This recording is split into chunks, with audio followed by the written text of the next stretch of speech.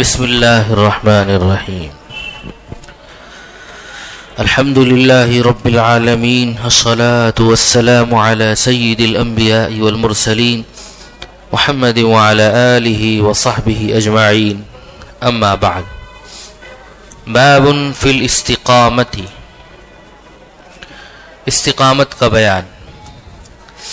قال اللہ تعالی فاستقم کما امرت، اللہ پاک نے ارشاد فرمایا فاستقم، ثابت قدم رہو، کما امرتا، جس طرح تمہیں حکم دیا گیا ہے۔ اسی طرح اللہ پاک نے ایک دوسری جگہ ارشاد فرمایا ان الذین قالوا ربنا اللہ ثم استقاموا، بے شک جن لوگوں نے کہا ہمارا رب اللہ ہے، پھر وہ اس پر استقامت کے ساتھ رہے، تتنزل علیہم الملائکہ، فرشتے ان پر اترتے ہیں اور کہتے ہیں اللہ تخافوا ولا تحزنوا، تم نہ ڈرو اور نہ غم کرو اور خوش ہو جاؤ اس جنت پر جس کا تم سے وعدہ کیا جاتا تھا، ہم تمہارے دوست ہیں دنیا کی زندگی میں اور آخرت میں، اور تمہارے لیے ہے اس میں جو تمہارا جی چاہے اور تمہارے لیے ہے اس میں جو تم مانگو، نزلا من غفور الرحیم، یہ مہمانی ہے بخشنے والے مہربان کی طرف سے۔ لفظ استقامت کو ہم بہت سنتے ہیں۔ استقامت کے معنی آتے ہیں ٹھہر جانا، جم جانا، اور کسی چیز کا بالکل صحیح اپنی جگہ کھڑا ہونا۔ الاستقامت فی الامر، کسی چیز کا اپنی جگہ صحیح طور پر کھڑا ہو جانا، یہ سب استقامت کے معنی آتے ہیں۔ دین میں استقامت کے معنی یہ آتے ہیں کہ اللہ پاک کے جو احکام ہیں انسان مضبوطی کے ساتھ اللہ کے احکام پر عمل کرنے والا ہو، اور جو نواہی ہیں یعنی جن سے روکا گیا ہے مضبوطی کے ساتھ ان سے رکنے والا ہو۔ حالات کیسے بھی ہوں، انسان اپنے اسلام پر، ایمان پر ثابت قدم رہے، یہ دین میں استقامت کے معنی ہے اور اس کی بڑی فضیلت ہے۔ آپ دیکھیں گے کہ انبیاء علیہم السلام کی پوری زندگی استقامت کے ساتھ ہوتی ہے، اور حضرات صحابہ رضوان اللہ تعالی علیہم اجمعین کی زندگی بھی پوری کی پوری استقامت سے بھری ہوئی ہے۔ ان کی زندگی کا کوئی گوشہ آپ کو ایسا نظر نہیں آئے گا جس میں وہ استقامت سے ذرا بھی ہٹے ہوں۔ حالات اتنے سخت بھی آئے انبیاء علیہم السلام کے سامنے بھی، اور حضرات صحابہ کے سامنے بھی، اور اس امت کے اولیاء کے سامنے بھی، دعات کے سامنے بھی، مصلحین کے سامنے بھی، کہ ان حالات میں انسان کا جمنا مشکل ہوتا ہے عام طور پہ، لیکن انہوں نے چونکہ رسول اللہ صلی اللہ علیہ وسلم کی سیرت کو پڑھ رکھا تھا، صحابہ کی سیرت کو پڑھ رکھا تھا، اسلام کو سمجھ رکھا تھا، اس لیے ان حالات میں ڈگمگائے نہیں، متزلزل نہیں ہوئے، ثابت قدم رہے۔ اس کی ایک موٹی سی مثال، رسول اللہ صلی اللہ علیہ وسلم نے جب اسلام کی دعوت شروع کی ہے تو شروع ہی سے حالات کھڑے ہو گئے۔ انسان اگر صرف عبادت کرے تو لوگوں کی نگاہوں میں محبوب بن جاتا ہے، اور اگر انسان عبادت کے ساتھ امر بالمعروف اور نہی عن المنکر کرنے لگے، جس کو کہتے ہیں کہ دعوت الی الخیر کا فریضہ انجام دینے لگے، اچھائیوں کا حکم دینے لگے، برائیوں سے روکنے لگے، تو اسی وقت سے حالات شروع ہو جاتے ہیں، اسی وقت سے حالات شروع ہو جاتے ہیں۔ آپ خود آزما لیں، گھر میں آپ ٹھیک رہیں، کچھ نہ بولیں، بس خوب تسبیح پڑھیں، نماز پڑھیں، روزے رکھیں، کسی کو کچھ نہ کہیں، کوئی کچھ نہیں کہے گا، سب کے آپ محبوب بن جائیں گے۔ ہمارے ابا بڑے اچھے ہیں، کیا بھی نہیں کہتے، چاچا بڑے اچھے ہیں، کیا بھی نہیں کہتے، کچھ بھی کرتے رہو ان کے سامنے، لیکن جب آپ روک ٹوک شروع کر دیں گے کہ یہ غلط ہے، ایسا مت کرو، نماز پڑھا کرو، صبح کی نماز میں سوتے رہتے ہیں آپ لوگ، صبح کی نماز میں آپ اٹھانا شروع کر دیں گے، نماز پہ ذرا سختی کرنا شروع کر دیں گے، گھر میں اگر بے پردگی ہے، بے حجابی ہے، اس پر آپ کہنا شروع کر دیں گے، تو اسی وقت سے مخالفت شروع ہو جائے گی. اسی وقت سے آپ انکل انکل نہیں رہیں گے، ابا ابا نہیں رہیں گے، ابا کی شفقتیں ساری کی ساری ایک طرف ہو جائے گی. تو یہ اس لیے کہ آپ نے امر بالمعروف اور نہی عن المنکر کا کام شروع کر دیا. اور یہ چیز ہم کو حضور سے سمجھ میں آتی ہے. آپ صلی اللہ علیہ وسلم 40 سال تک جو آپ کی زندگی گزری ہے وہ عبادات میں تھی. غار حرا میں چلے جاتے، 3 دن مسلسل عبادت فرماتے، توشہ باندھ کر لے جاتے، وہیں کھاتے پیتے، اور 3 دن کے بعد آتے تھے آپ صلی اللہ علیہ وسلم. حبب الیہ الخلا، اللہ نے تنہائی کی محبت آپ کے دل میں ڈال دی تھی، تو وہاں رہتے تھے آپ مسلسل 3 دن. تو لوگوں کے دلوں میں بے انتہا محبت، کیا اپنے کیا پرائے، سب الصادق الامین، سچے امانت دار آپ کو کہا جاتا. لیکن جیسے ہی آپ صلی اللہ علیہ وسلم نے دین کی دعوت پہنچانی شروع کی اور کہا یا ایھا الناس قولوا لا الہ الا اللہ تفلحوا، تو آپ دیکھیں گے کہ اسی وقت سے حالات شروع ہو گئے.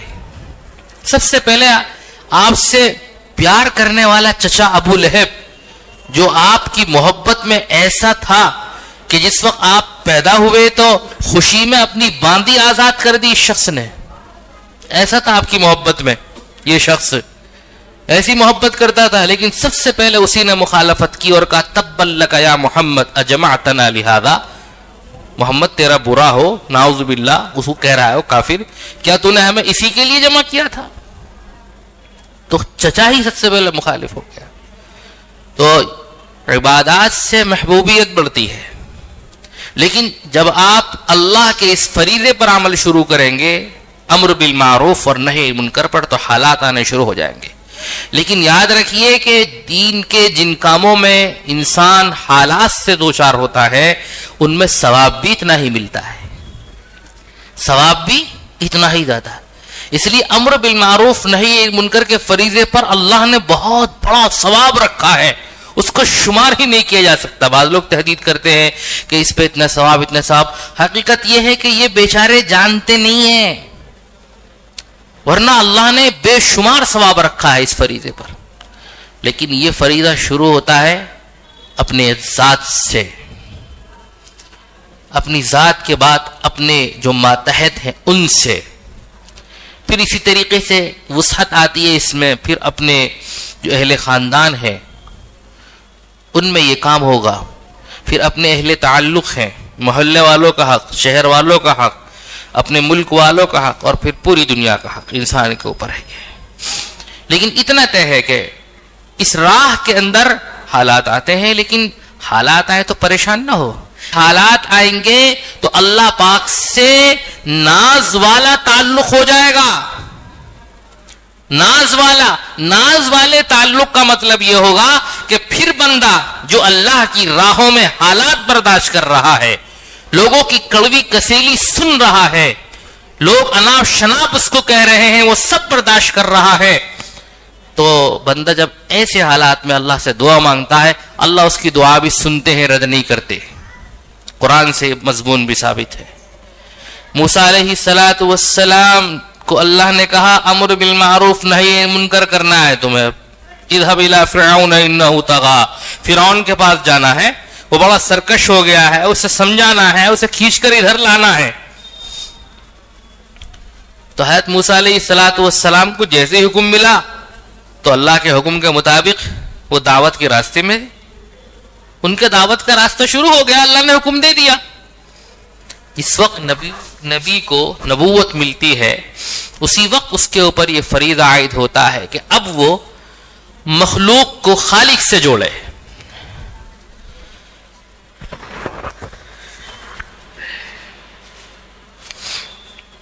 حضرت موسیٰ علیہ السلام نے اس موقع پر اللہ پاک سے دعا مانگی فوراً، اے اللہ مجھ میں کچھ کمی ہے، ان کی زبان میں لکنت تھی. اور اس راہ کے اندر زبان کا بہت بڑا حصہ ہوتا ہے. سامنے والے کو بات پہنچانا ہوتی ہے تو فوراً کہا اللہ پاک سے, اللہ رب اشرح لی صدری ویسر لی امری واحلل عقدۃ من لسانی یفقہوا قولی. اے اللہ میرا سینہ کھول دے, اس لیے کہ اتنا بڑا کام تو نے مجھے دیا ہے, اس کے لیے ضروری ہے کہ اس سینے کے اندر وسعت ہو, علمی اعتبار سے بھی وسعت ہو اور تحمل کے لحاظ سے بھی وسعت ہونی چاہیے. اس لیے کہتے ہیں کہ جو آدمی داعی ہو اس کا سینہ سمندر کی طرح وسیع ہونا چاہیے. ہم لوگ دعوت کو سمجھ نہیں پائے, اس لیے بس ہم خالی دم تو بھرتے ہیں کہ ہم داعی ہم داعی ہم داعی, اور پتہ نہیں کیسی دعوت ہے ہماری کہ میں یہ سمجھتا ہوں کہ بس یہ میرا وہ میرا نہیں. ہم نے طبقات میں تقسیم کر دیا ہے اپنے آپ کو, امت کو, حالانکہ دعوت کا کام تو امت کو جوڑنے کا ہے, امت کو جوڑنے کا ہے. اور کہا گیا کہ داعی کا جو سینہ ہے وہ بالکل سمندر کی طرح وسیع ہو, اتنا وسیع ہو.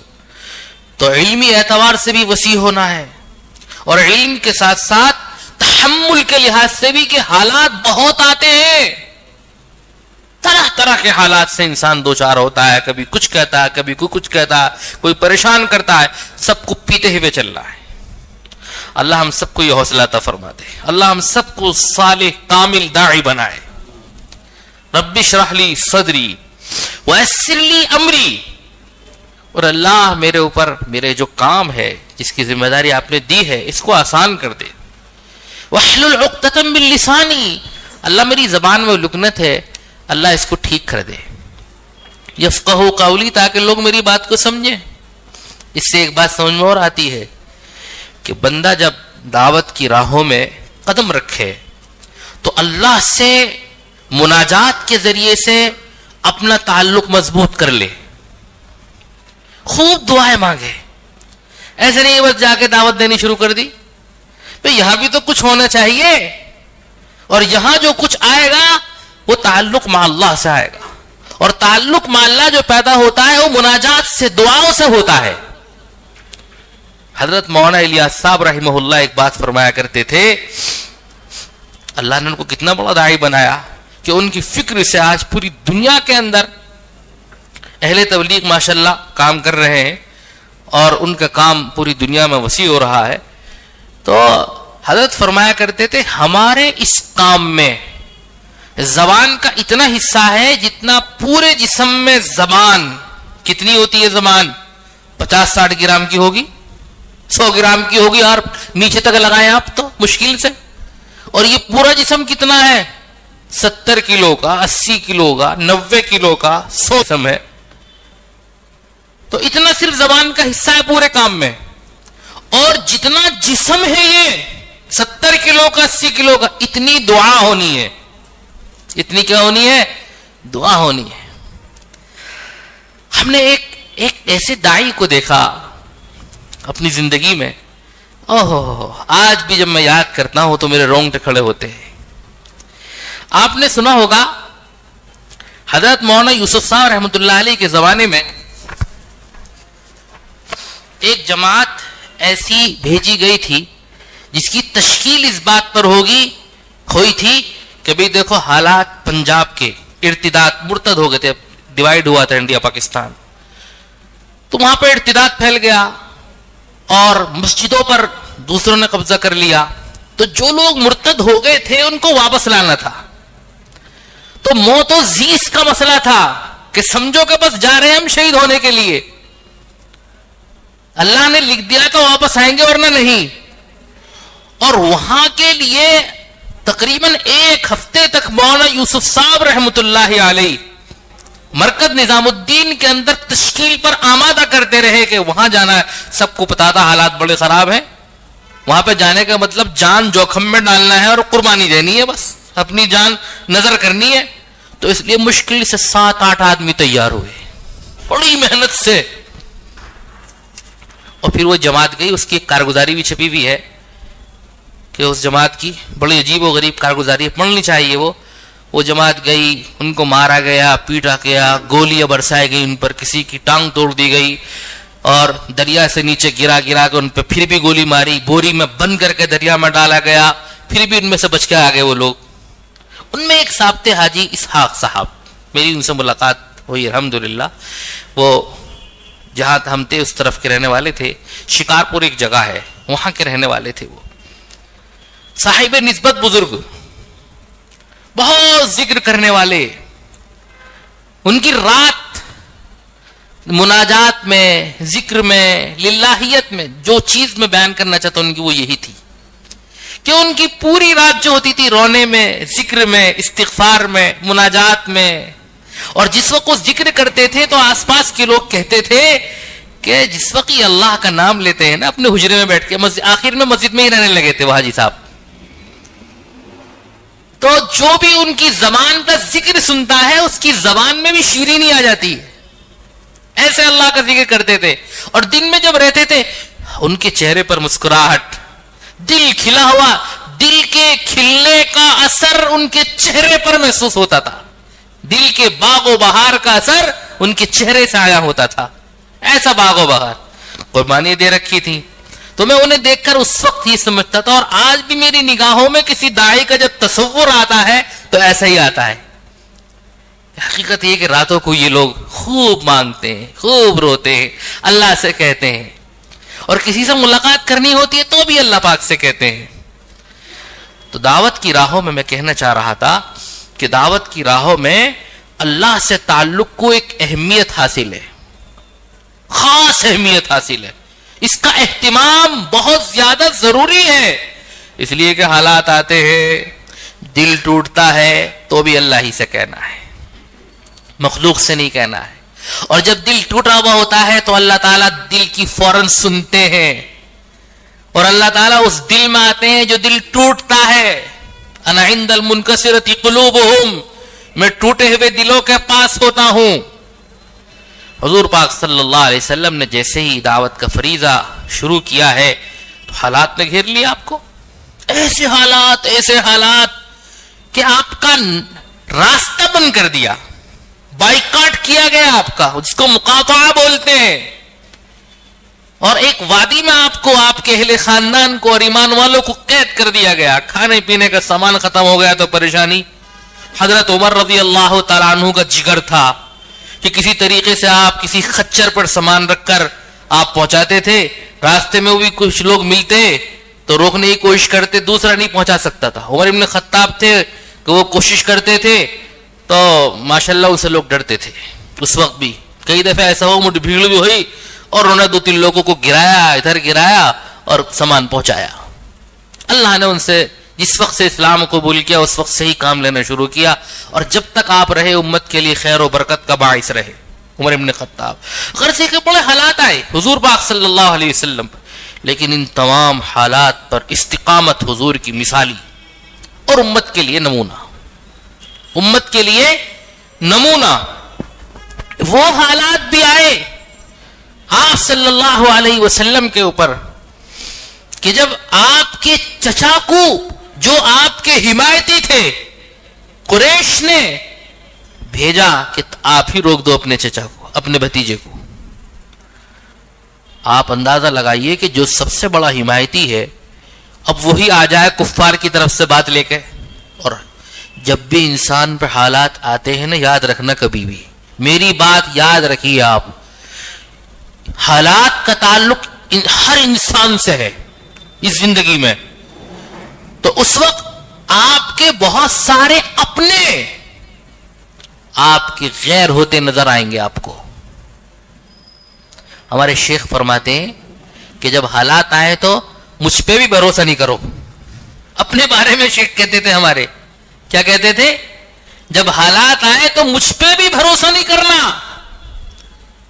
کسی سے کوئی بات ہی نہیں کہنا۔ کس سے کہنا؟ بس اللہ سے کہنا۔ اور فتنوں کے زمانے میں وہ شخص کامیاب ہو کر نکل جاتا ہے جو خاموش ہوتا ہے اور اپنے اللہ سے کہتا ہے، بس اعمال پہ جمع رہتا ہے، اعمال سے کٹنا۔ یہی جو اعمال پہ جمنا ہے، اللہ سے تعلق پیدا کرنا ہے، اسی کا نام استقامت ہے۔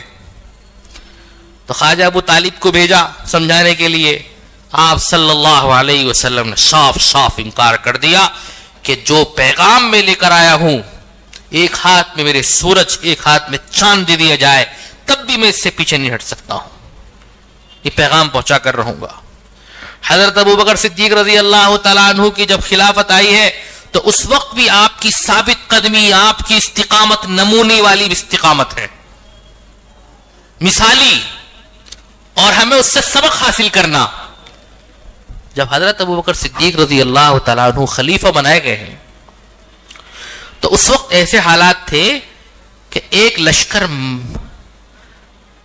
حضور پاک صلی اللہ علیہ وسلم نے ملک شام کے لیے تیار کر رکھا تھا. آپ دنیا سے تشریف لے گئے اور مدینے کے اطراف میں جو قبیلے تھے وہ قبیلے باغی ہو رہے تھے، اور عرب کا ایک بڑا قبیلہ بنو تمیم، آپ جب عرب کے قبیلوں کے نقشے دیکھیں گے کس کس علاقے میں بسے ہوئے ہیں تو آپ کو نظر آئے گا بنو تمیم ایک بہت بڑے حصے کے اندر آباد ہے.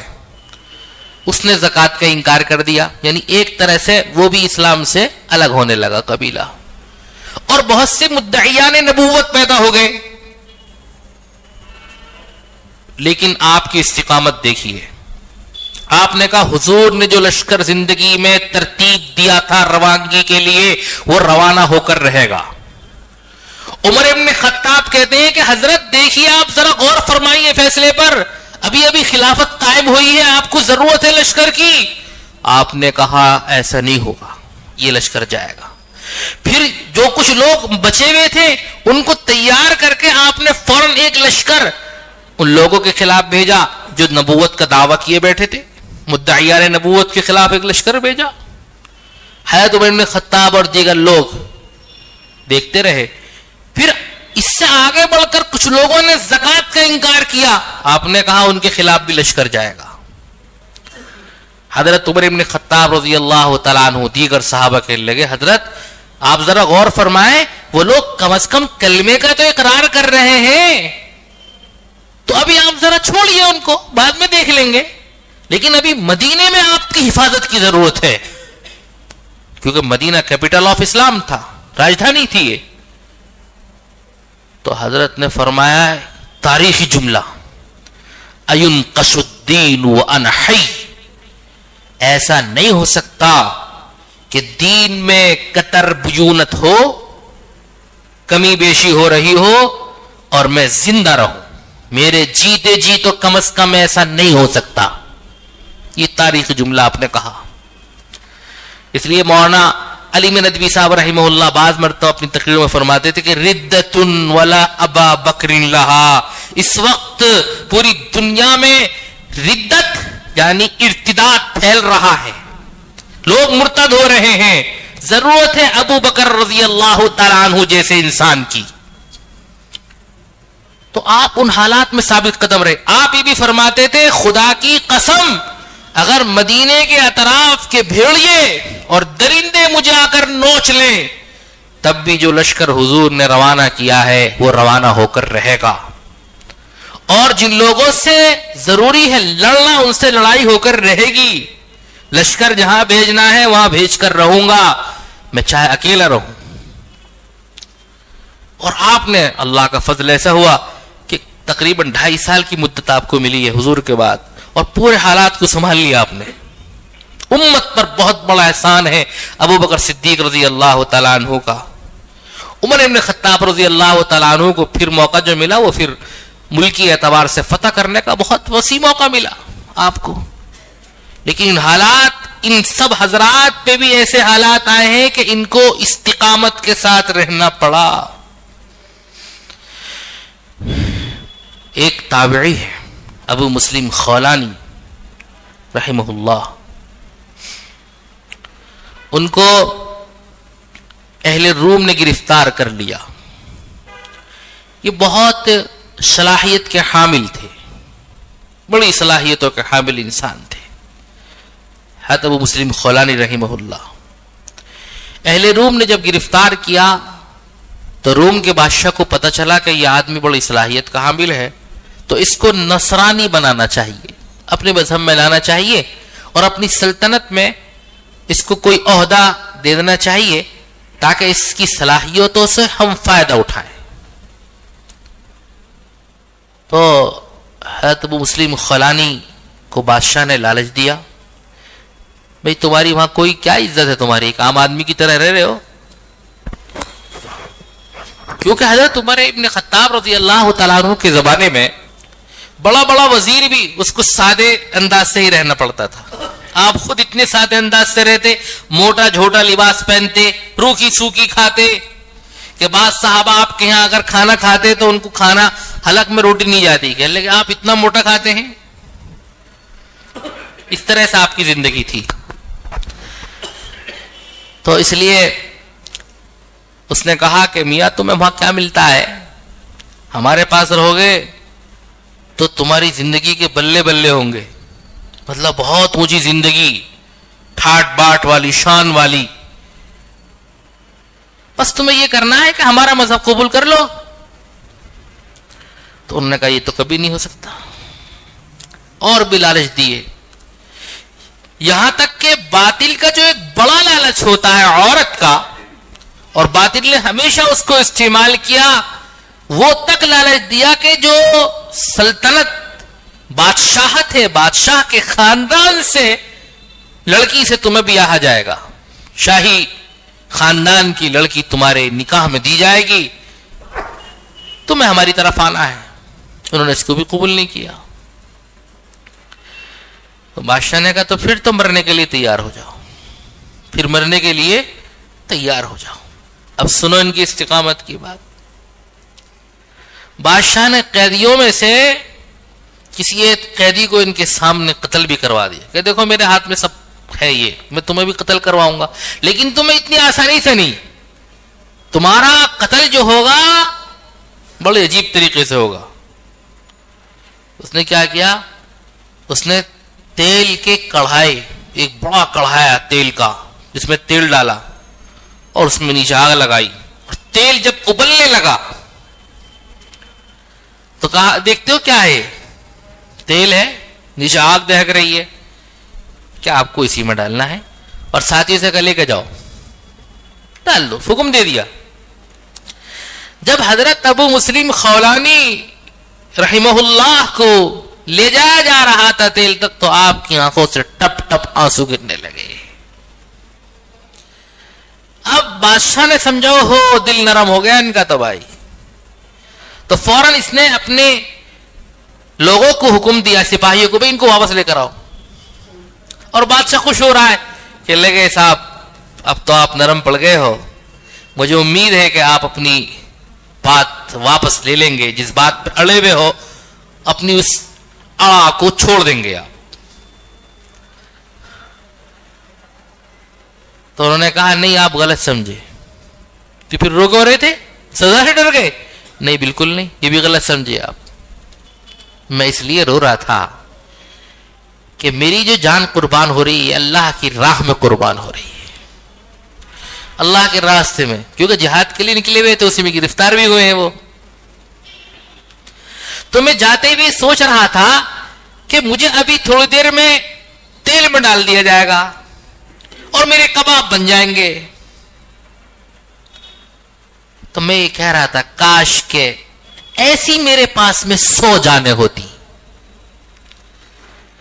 بلکہ میری رگ رگ کے اندر ایک جان ہوتی اور اس کو بار بار اسی طریقے سے اللہ کی راہ میں قربان کیا جاتا. میں یہ سوچ کر رو رہا تھا کہ ایک ہی جان ہے, بار بار یہ احساس ہو رہا تھا ایک ہی جان ہے میری جو اللہ کی راہ میں قربان ہو رہی ہے, 100 کیوں نہیں ہے میرے پاس جانے, اس لیے رو رہا تھا. آپ دیکھیے کتنا اونچا جذبہ ہے, اور ان کی استقامت پر بھی غور کیجیے آپ. یہاں تو آج ذرا سے حالات آتے ہیں دکانوں کا نام بدلنے لگتے ہیں, دکانوں کا نام, بھائی اس نام میں کہیں گے تو کوئی آئے گا نہیں, یہ خطرہ ہے. لباس بدل لیں گے, سفر میں جائیں گے, بھائی اس لباس میں جائیں گے تو ٹھیک نہیں ہے, اب حالات بڑے خراب ہو گئے ہیں, لوگ اس میں کوئی شک نہیں حالات خراب ہو گئے ہیں, لیکن اس کا مطلب یہ تھوڑی ہے کہ آپ بالکل اتنے ڈر کے رہے. اسلام اور بزدلی ایک دل میں جمع نہیں ہوتے. تو حضرت ابو مسلم خولانی نے جب یہ بات کہی کہ میں اس لیے رویا کہ میرے پاس 100 جانیں کیوں نہیں، ایک ہی جان ہے، وہ بادشاہ اس سے اتنا متاثر ہوا، کہنے لگے واقعی میں آپ بہت اونچے لوگ ہو، آپ کے ایمان کو کوئی ہرا نہیں سکتا ہے، دبا نہیں سکتا ہے، ختم نہیں کر سکتا ہے۔ اور کہا ٹھیک ہے ہم آپ کو چھوڑتے ہیں۔ کہا ایک شرط ہے، ٹھیک ہے آپ مجھے چھوڑ دیں گے لیکن میں بھی چاہتا ہوں کہ آپ میری بھی ایک بات مانیں۔ کیا بات؟ کیا بات؟ بلکہ بادشاہ نے یہ کہا کہ ٹھیک ہے ہم تمہیں چھوڑتے ہیں لیکن میں چاہتا ہوں کہ تم میری پیشانی کا بوسہ دو، میری پیشانی کا بوسہ دو۔ اب اس بادشاہ کے، نصرانی بادشاہ کے دل میں ان کی عظمت آ گئی تھی۔ کہا میں یہ کام بھی کر دوں گا لیکن ایک شرط ہے، جتنے مسلمان اور قیدی ہیں ان سب کو چھوڑ دو۔ بادشاہ نے وہ منظور کر لیا، انہوں نے اس کو بوسہ دے دیا، اتنی بڑی چیز حل کر رہا ہے۔ پھر جب یہ مدینہ منورہ پہنچے ہیں، حضرت عمر بن خطاب رضی اللہ تعالیٰ عنہ کو اس واقعے کی اطلاع ہو گئی تھی، تو حضرت عمر بن خطاب رضی اللہ تعالیٰ عنہ نے جتنے بھی لوگ مدینے میں تھے ان سب کو اکٹھا کیا مدینے میں، اور کہا دیکھو میں آپ کے سامنے اب ان کو بلا رہا ہوں کہ جن کے ساتھ ابراہیم علیہ السلام جیسا واقعہ پیش آیا، اور اللہ نے جس طرح ابراہیم علیہ السلام کو آگ سے بچایا، اللہ نے ان کو بھی بچایا۔ اور ان کی استقامت دیکھو، ان کے ذریعے سے واقعہ صحابہ کے درمیان سنوایا، تو کتنا اہم واقعہ ہے۔ حضرت عمر بن خطاب سنوا رہے، سب کے دل پر اثر ہوا، سب نے ان کو دعائیں دی۔ حضرت عمر بن خطاب رضی اللہ تعالیٰ عنہ نے کہا کہ چونکہ انہوں نے مسلمانوں کے لیے ایک قربانی دی کہ نصرانی بادشاہ کو بوسہ دیا، ہم پر حق ہوتا ہے کہ ہم ان کا بوسہ لیں، ان کے اعزاز میں، اکرام میں، احترام میں۔ اور سب سے پہلے حضرت عمر بن خطاب رضی اللہ تعالیٰ عنہ نے ان کی پیشانی کو بوسہ دیا، اور پھر تمام بڑے بڑے صحابہ نے، اکابر نے۔ اس واقعے سے جو بات بتانا چاہتا ہوں، استقامت والی بات، حالات ایسے تھے۔ طلیحہ اسدی ایک شخص تھا جس نے نبوت کا دعویٰ کیا، حضور کے زمانے میں دعویٰ کر دیا تھا نبوت کا۔ اس شخص کے قریب میں ایک صحابی رہتے تھے جو حضور کے ہاتھ پر ایمان لائے تھے۔ انہوں نے اس کو سمجھایا تو جو کر رہا ہے غلط کر رہا ہے، تیرا انجام برا ہوگا۔ اس شخص نے ان پر سختی شروع کی، یہ صحابی اس کو سمجھاتے رہے اور جمے رہے۔ اس نے کہا کہ میاں تمہیں بھی میری نبوت کو ماننا پڑے گا، اور مدینے والے حضرت محمد صلی اللہ علیہ وسلم کی نبوت سے انکار کرنا پڑے گا۔ یہ صحابی کہنے لگے کبھی نہیں ہو سکتا۔ تو اس شخص نے پکڑا ان کو، گرفتار کیا اور کہا کہ ٹکڑے ٹکڑے کر دوں گا۔ انہوں نے کہا کچھ بھی کر لو، لیکن ایسا نہیں ہو سکتا کہ حضور کی نبوت کا انکار کر کے تیری نبوت کا قائل ہو جاؤں، تو جھوٹا ہے۔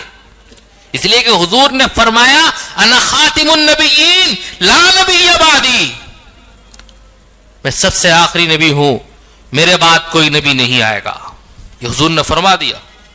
لا نبی بعدی کا مطلب یہ کہ کسی بھی قسم کا نبی نہیں آئے گا، صاف صاف حضور نے فرمایا۔ تو ہر صحابی کے سامنے یہ حدیث ہے، اور ہر مسلمان کے سامنے اس حدیث کا رہنا ضروری ہے۔ اب قیامت تک کوئی نبی نہیں آ سکتا۔ کوئی اگر نبی کی نبوت کا دعویٰ کرے تو جھوٹا، کوئی اگر اس کی نبوت کو مانے تو وہ بھی جھوٹا، اور دائرہ اسلام سے خارج مسلمان ہی نہیں رہے گا وہ۔ تو ان صحابی نے کہا کچھ بھی کر لو، فقض ما انت قاض، جیسے جادوگروں نے فرعون کے سامنے کہتے ہیں جو چاہے کر، انما تقضی هذه الحیات الدنیا، تو اس دنیاوی زندگی میں ہی صرف فیصلہ کر سکتا ہے، آخرت میں تو تیرا کچھ چلنے والا نہیں ہے۔ تو ان صحابی نے کہا ان کے ہاتھ کاٹے گئے۔